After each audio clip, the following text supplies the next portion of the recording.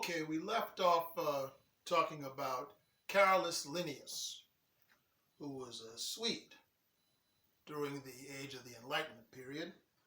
And he wrote a book called the Systema Naturae in 1735, which is the System of Nature, where he talked about the quote-unquote different races of humanity. And he started off by talking about what he referred to as Homo Sapiens. Okay? Now, as most of you who have taken science know, Homo Sapiens means wise man, or some people translate it as upright man. Okay?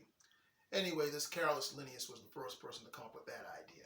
All right, so we could, for the most part, somewhat agree on that, I presume, right? That's pretty good science there. But he went on to divide humanity into different subspecies. Okay? He began by talking about what he called, what he referred to as Homo Europaeus, okay? Which is basically European man.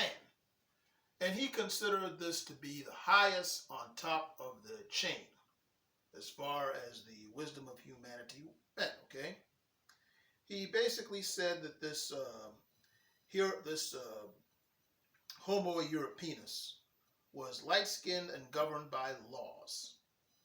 And this was followed by Homo Americanus, which basically means the Native American Indian, who he described as copper-skinned and governed by custom. Then he had what was known as the Homo Asiaticus. Okay? These are the people who were of Asian ancestry. All right? He called them Sooty and governed by opinion. And then he had one called Homo Afer, i.e. people who were of African descent, what we would now call Africans, or over here in America, African Americans, right? Now get this, folks. He described the Africans as the lowest rung of the human ladder and ruled basically by personal whim and emotion and impulse and things like that.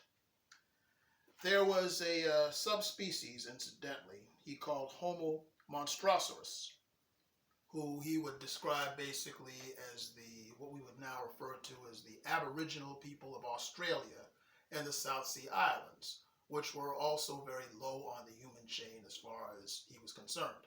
So what you have with Carolus Linnaeus was the foundation of racism. Now, people often get this mistaken idea that racism was what caused slavery. It's actually the other way around. Slavery is what caused racism.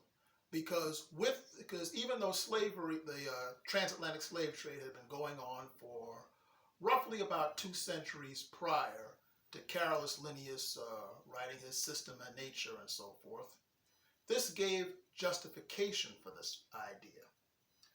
Now, in your reader here, beginning on page 119, going to 121, they have a section where there's a guy by the name of Thomas Thistlewood, where he wrote an article called The Brutality of Sugar Plantations. He wrote in 1756. And he's talking about the kind of things that he sees at this sugar plantation in Jamaica. He says things such as that on Wednesday, the 26th of May, the Egypt slaves planted rice in the morass behind the mill house, but that, like much of the corn planted, would be eaten by the birds rather than them. And Derby was again catched by the Port Royal eating canes, had him well flogged and pickled, and then made Hector, to use polite language, use the bathroom in his mouth. Ew. And he goes on to discuss these various acts of all sorts of vicious cruelty that, if you're interested, you can read for it yourself. It's just pretty foul stuff that happens. And so the scientific racism that was created in part by Carolus Linnaeus was basically what was used to convince the slave owners that what they were doing was okay, and it sort of soothed their consciences as they were making a profit of this type of thing. And this, of course, would lead to major problems in how humanity related to each other over the next couple of centuries. And these are problems that, as a people, and when I say as a people, I mean us as human beings, we're still dealing with a lot of that today, although not usually as brutally as what you just heard there just now. So, having said all of that, folks, I hope you've been inspired by a lot of what you've heard in this class over the last semester, and hope a lot of it made you think. And when we have gone over things like what we just went over just now, it's important to understand this, folks. You can never figure out a cure for a problem until you learn the cause. Okay?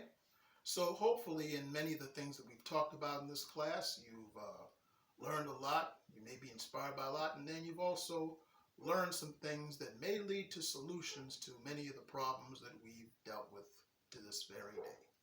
So, Monday and Tuesday, I'm going to post the study guide for your final exams and give you instruction on that. And on that note, in spite of the interruption from the coronavirus, hope you continue to have a good year. This is Professor Damon Lamar Fordham.